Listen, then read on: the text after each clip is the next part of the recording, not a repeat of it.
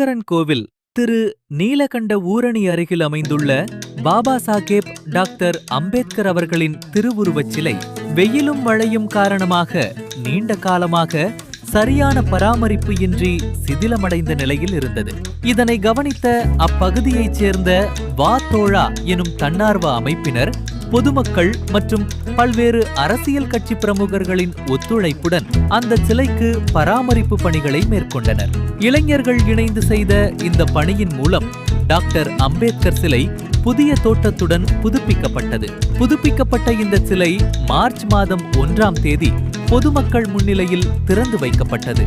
இதனை முன்னிட்டு மாணவ மாணவியர்களுக்காக விளையாட்டுப் போட்டிகள், கவிதை போட்டி, பேச்சு போட்டி, கட்டுரை போட்டி மற்றும் ஓவிய போட்டி உள்ளிட்ட பல்வேறு நிகழ்ச்சிகள் நடைபெற்றன. இதனைத் தொடர்ந்து மாலை நேரத்தில் குறும்பட இயக்குனர் ஆனந்த் ஆண்டனி அவர்களின் தயாரிப்பில் உடைந்த பேனா என்ற சமூக சீர்திருத்த நாடகமும் அரங்கேறியது.